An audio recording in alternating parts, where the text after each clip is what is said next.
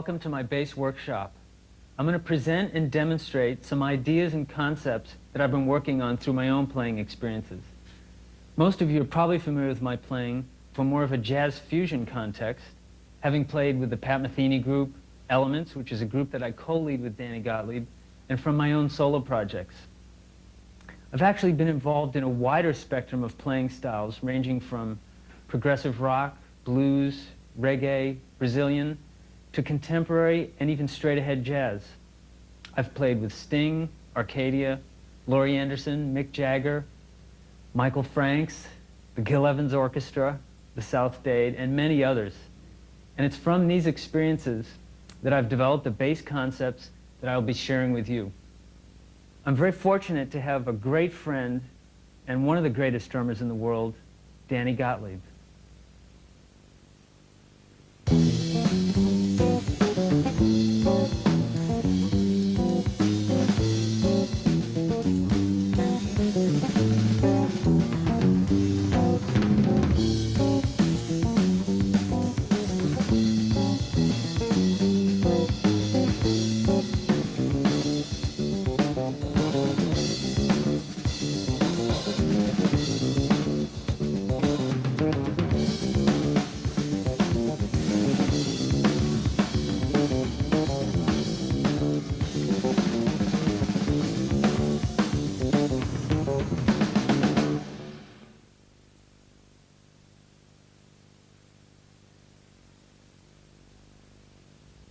I'm going to start out with some practice principles that will help you to focus on the goals that you're trying to achieve. First, you have to decide on a goal that you're trying to achieve, whether it be a left-hand exercise, a right-hand exercise, a scale that you're working on, or perhaps a bass line that you heard on a record that you really want to get together. Then you have to implement it by a lot of hard work and by practicing. Usually when I practice, and I think it's important for you, is to have an environment where you're not going to be distracted in for a period of time. Make sure there's no telephone, maybe turn the bell off on the telephone. Just make sure you're in an environment where you're not going to be disturbed.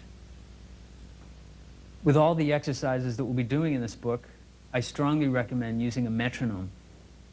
And it's just very important, especially if you're studying the bass, but any instrument, to use a metronome, because it really establishes a very solid time feel.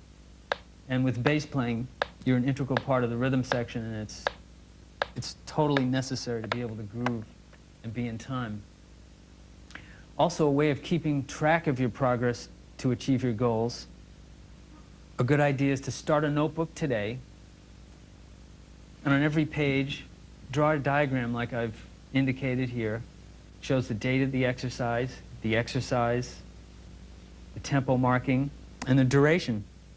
And what this will do is it'll help you to keep track of your progress as you go. Perhaps every day you increase the tempo a little and you play it a little longer. By the end of a week or two, you'd be surprised at just how much progress you can make and how you can achieve the goals that you're trying to set out.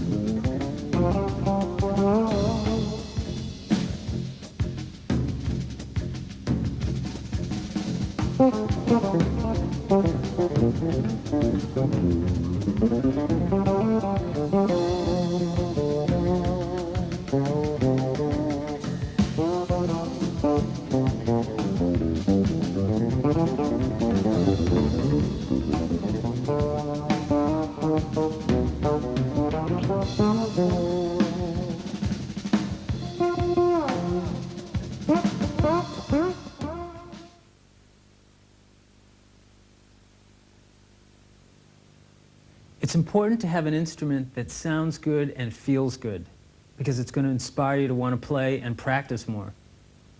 I'd like to show you some of the instruments that I have here, as well as some of the effects. And this first instrument is a fretless bass. It's a 4-string fretless bass. And as you can notice, it has lines that sort of look like frets, but actually they're inlaid.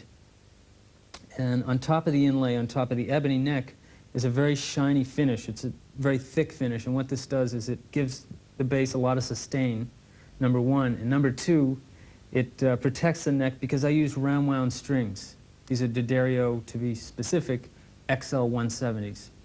And I'll play a little just to give you an idea of what this sounds like, this bass, very isolated.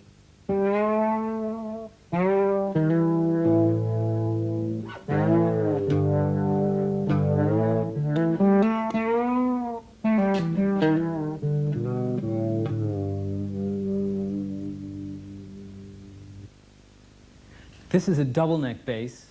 It's made by MV Padula Guitars, and it has an 8-string fretted neck and a 4-string fretless neck. And the 8-string fretted neck has a high string and a low string, both usually tuned the same in an octave apart. And this has it's very similar to a 12-string guitar sound. I'll demonstrate just to let you see how that sounds.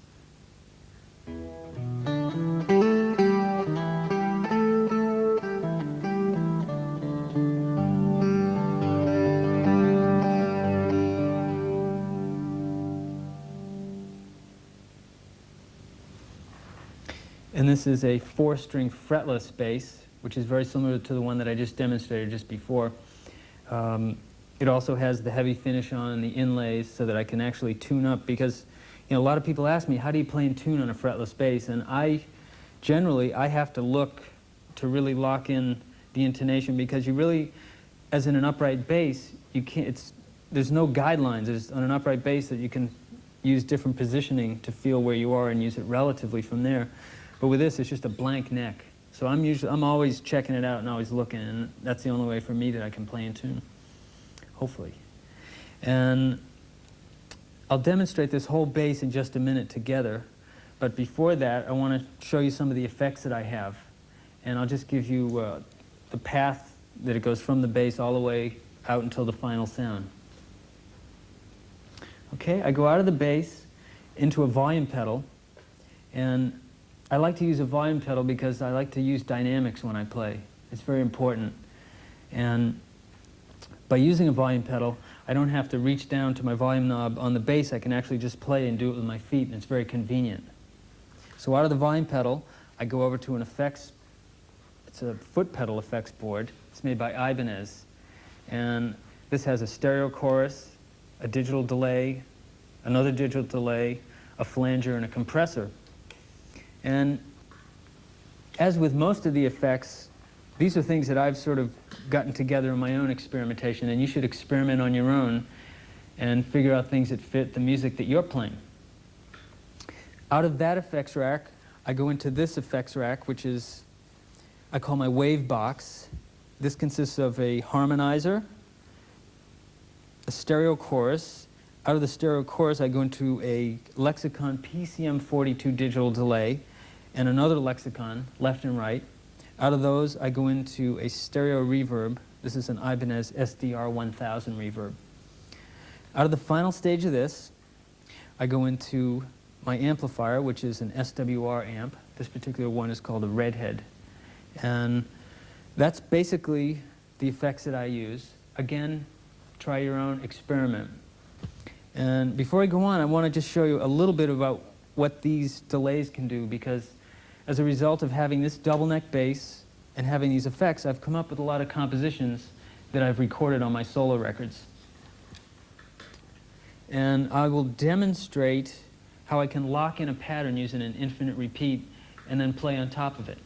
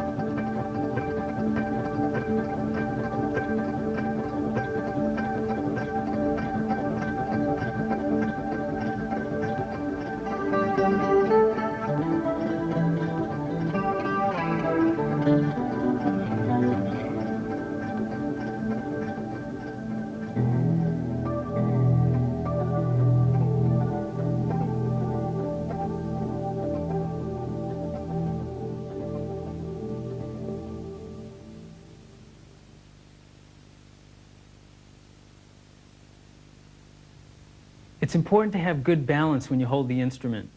Whether you're standing or sitting, make sure you're aware of your posture, that you're not arching your back, and basically that it feels comfortable to you.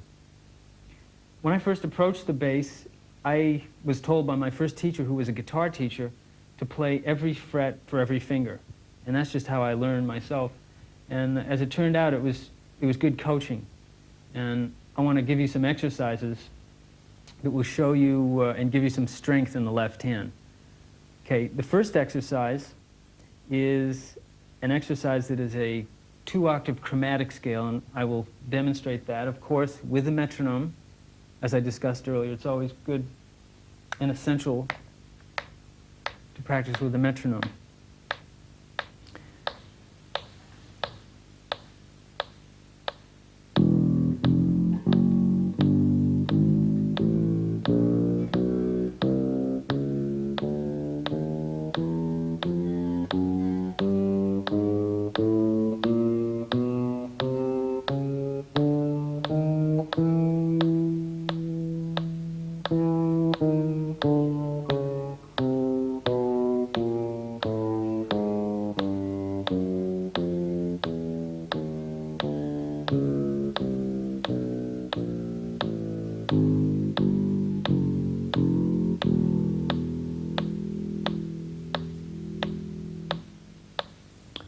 Here's another exercise that is the same. It's actually a 1-octave chromatic scale, but it's good to practice this on each string. Here's a demonstration of that.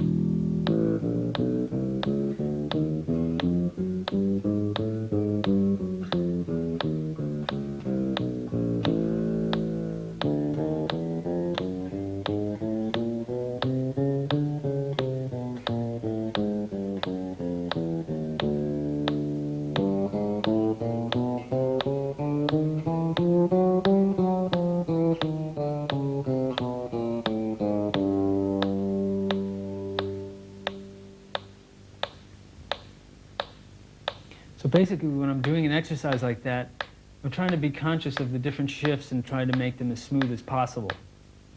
The final exercise I'll demonstrate for the left-hand technique, as far as using one finger for every fret, is another chromatic exercise, which is actually up and down in whole steps.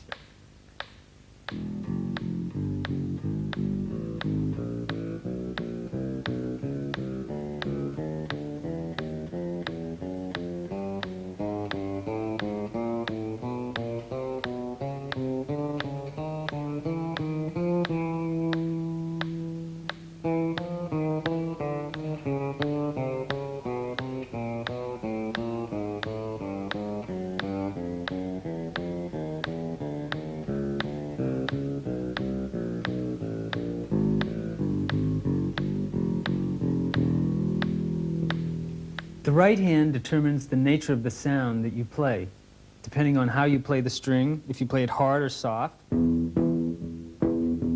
or if you play it further towards the bridge or closer up the neck.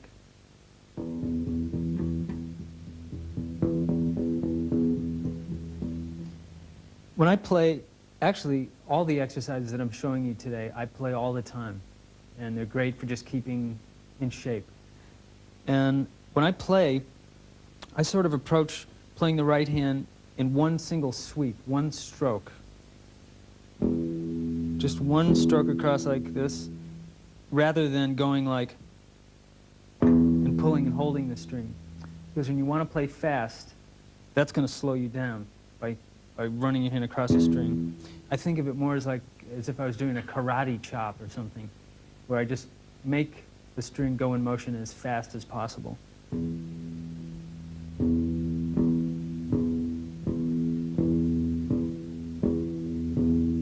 I use an alternating left and right hand technique. And I'm going to show you an exercise now that's really good for developing evenness in the right hand. It's also a good exercise for developing speed, because the way this starts out, I'll start the metronome. First I'll play quarter notes, then I'll play eighth notes against this, then I'll play triplets, and then finally 16th notes. So by the time that I've built up to 16th notes, you'll see that it's gradually gotten up to speed. And strive for evenness of tone, and do this exercise on each string. I'm going to do it just on the E string, but you should do it on the A, D, and G string.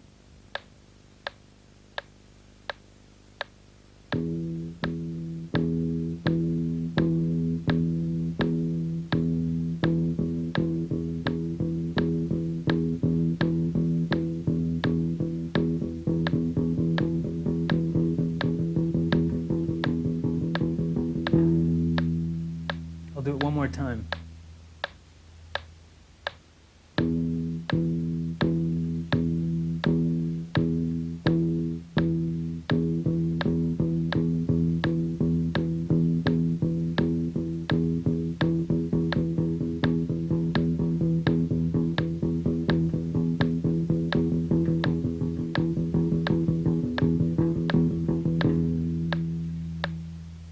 So that's a great exercise for the right hand.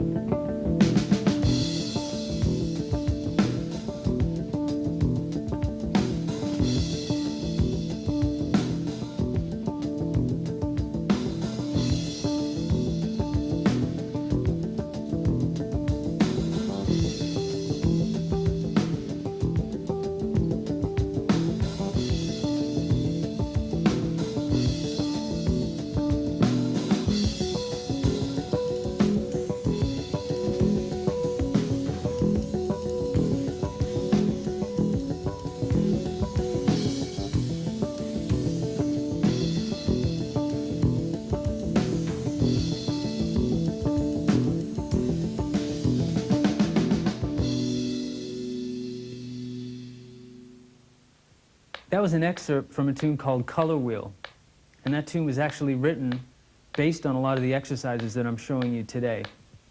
And I want to show you some right-hand exercises now that uses alternating strings, which is where that and a lot of the other tunes that I'll be demonstrating with Danny as far as right-hand harmonic exercises came from.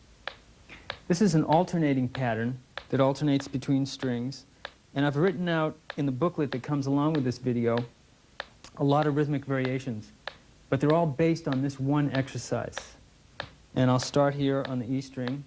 Notice I have the metronome going. Okay? And I'll do it in quarter notes at first, just so you can see how I'm doing it and follow along.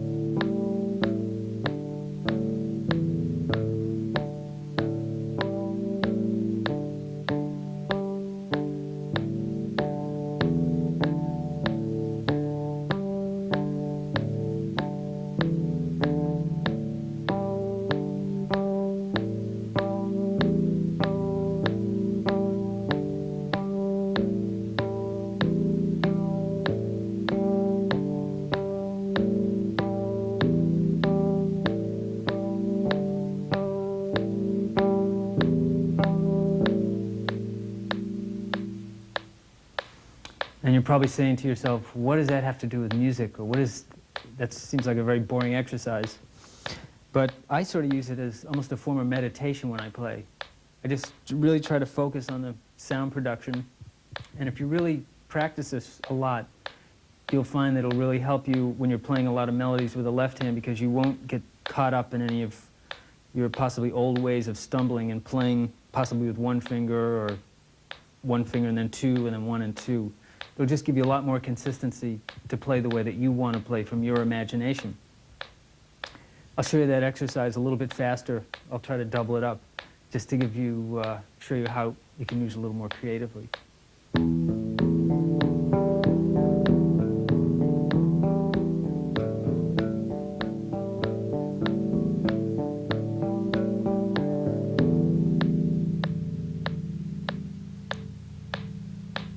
Okay, now I'd like to show you some exercises that use the same alternating string, but this is a variation on it where rhythmically I play an eighth note for each note. And I'm going to repeat each exercise twice. As you can see in the booklet, it has repeat marks.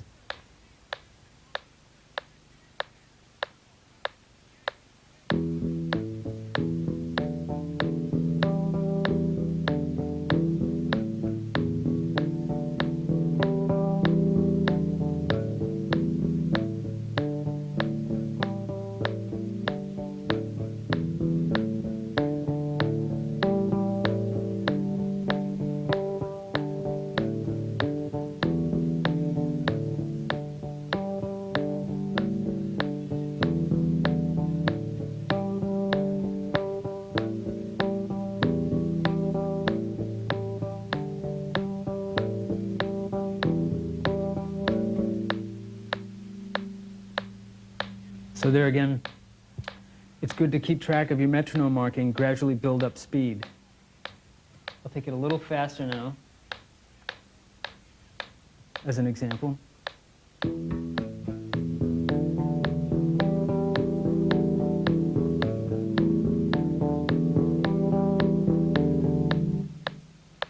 it a little bit faster. Again, just take it faster when it feels comfortable.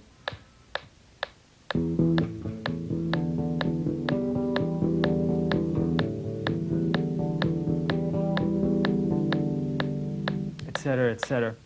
So you can play it really fast. Here's another example of a tune that I wrote. It was actually based on these alternating string exercises as well as the variation in the rhythm. It's a tune called Mandala.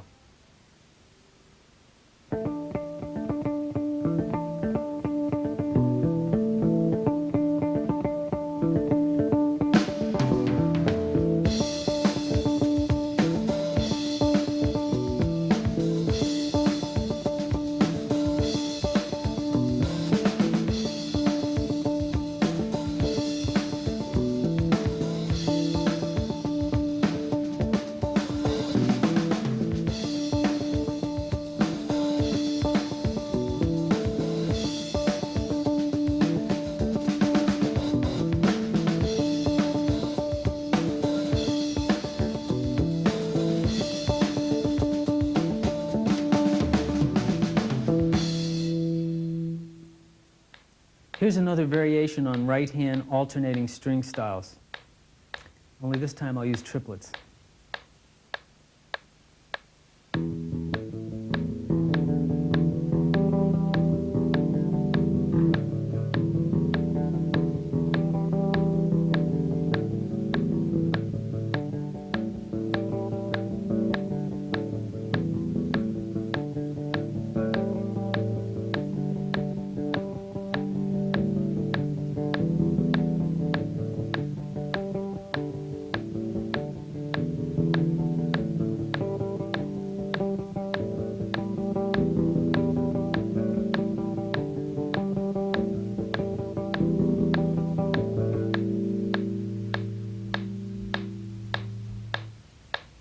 I've included a lot more of these examples in the book that comes along with this video.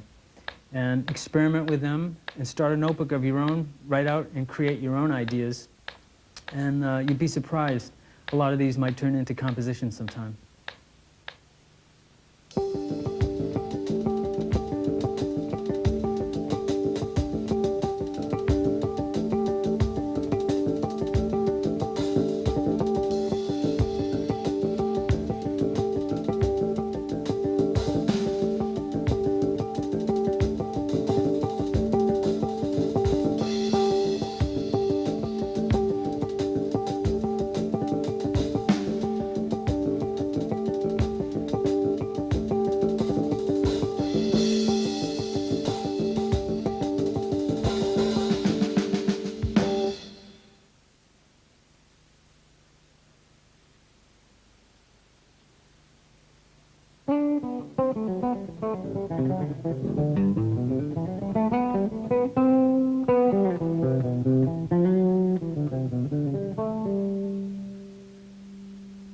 It's important to practice technique, such as major scales, arpeggios, all types of intervals.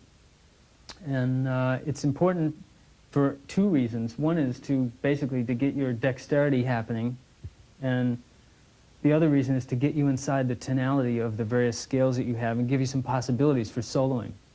I'm going to demonstrate a 2-octave major scale. It's a G major scale. And I'd like to show you it the same way that I did the right-hand exercise, where we start off with quarter notes, go to eighth notes, triplets, and sixteenths.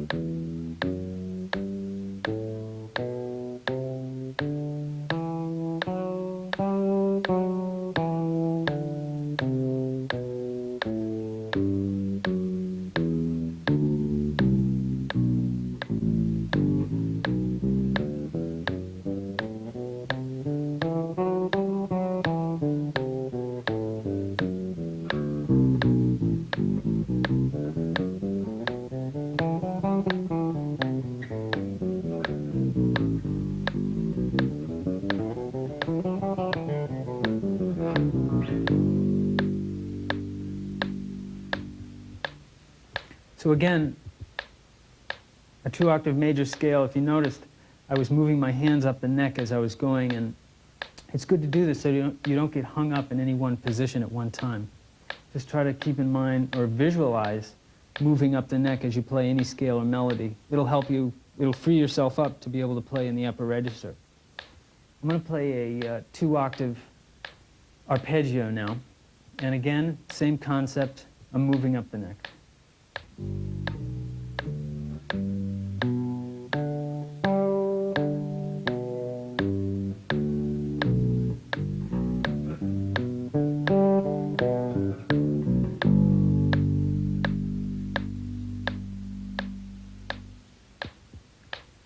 Another thing I'd like to demonstrate now is within the G major scale, which actually, if you noticed, all the exercises in the booklet that come along with this video are all written in G, and I did that for a purpose, basically for comparison purpose, so you could see between each exercise how each one related to the next. And what you should do is start a notebook and write out all these exercises and scales in all 12 keys. And it's good for a couple things. One is for your calligraphy writing, and obviously the other thing is to get you used to playing in 12 keys. Final technique exercise I want to show you is a diatonic triad exercise. And this basically takes you through the major and minor triads that are diatonic to the key center that you're playing in. I'm going to slow this down just a little bit. I can do this.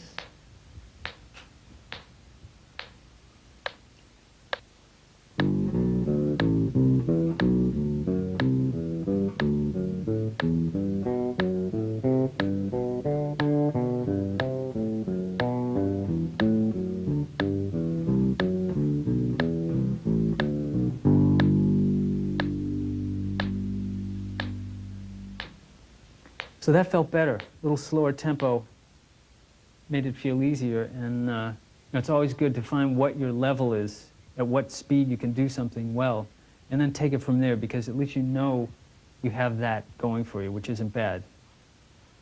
And you know, I can't stress enough the point that you should use technique as a means to an end, and that the final result should be a musical statement.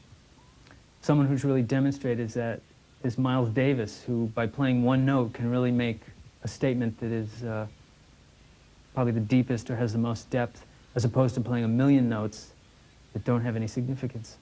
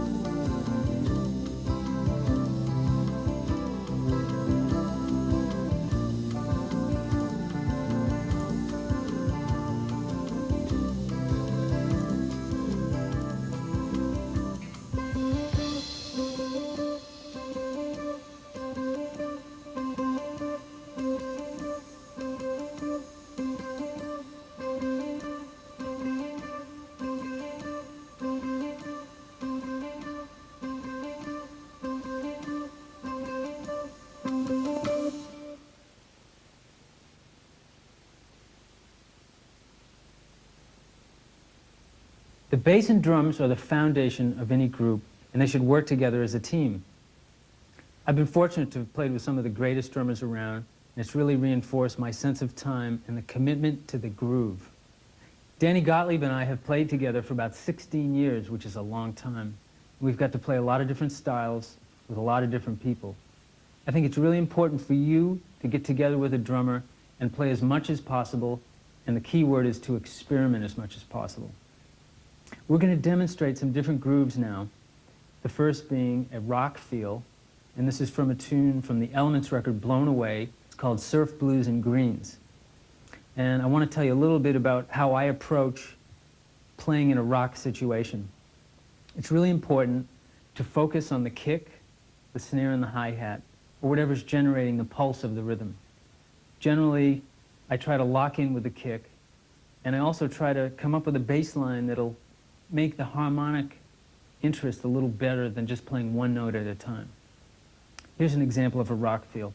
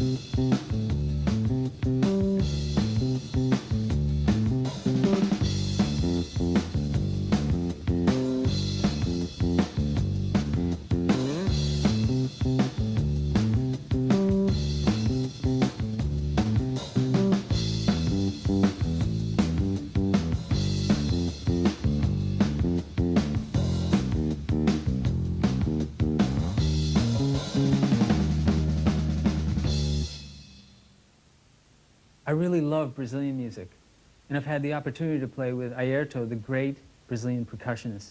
He taught me a lot about samba and baião. He taught me that the samba is based on the surdo drum beat. Here's an example of that.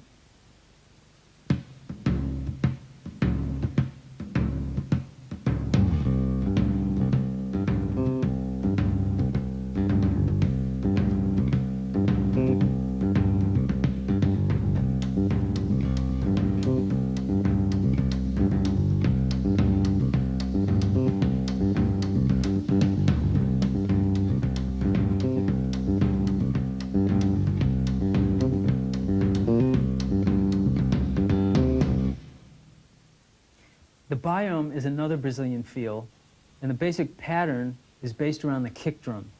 So when I'm playing a biome feel, I try to do something that really fits in with the kick drum. Here's an example.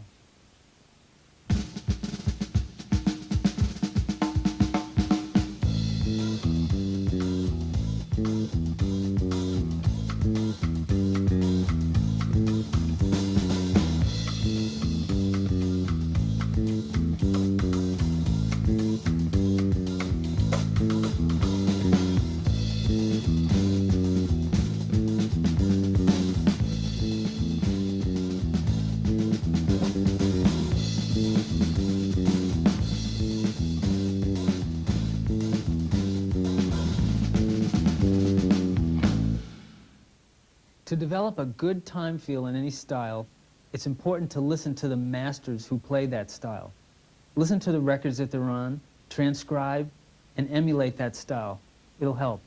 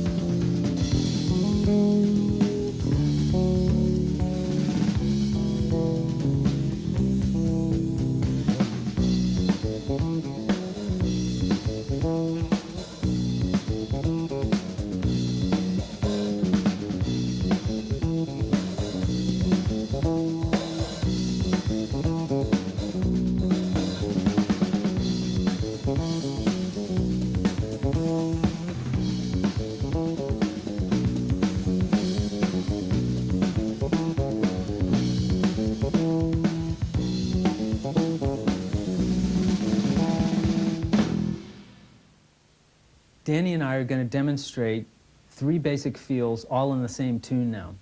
The name of the tune is De Pra, and it's a blues tune that I wrote. The first part of it, we'll play a reggae feel, which I play a very tight, muted sound, using my right hand to mute the strings. The second feel is a shuffle feel, as in like a shuffle blues feel. And the last feel is a jazz swing feel. And the thread that bonds all these together is a triplet feel that's in all of them.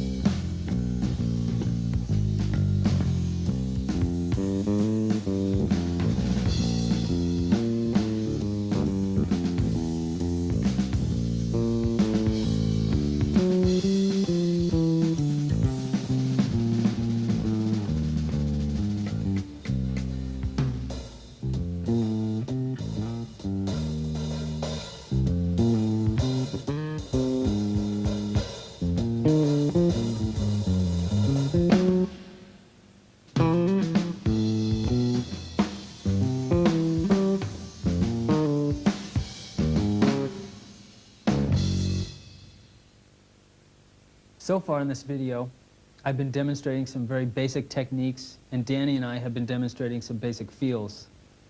But now I'd like to talk about improvising and how it just feels good sometimes to just play and use your imagination. We're going to demonstrate some improvising now, and we're just sort of experimenting with different textures and colors.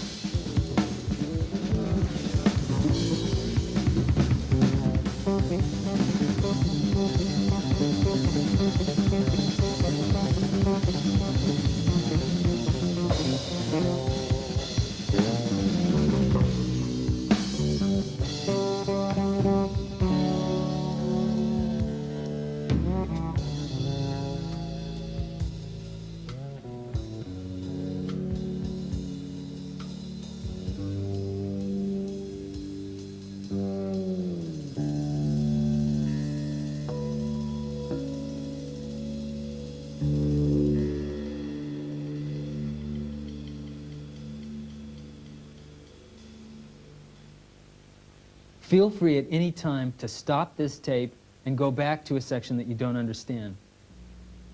It's been fun sharing these ideas with you, and I hope this video is helpful. Just remember, never stop practicing and experimenting, and most of all, have fun with your music.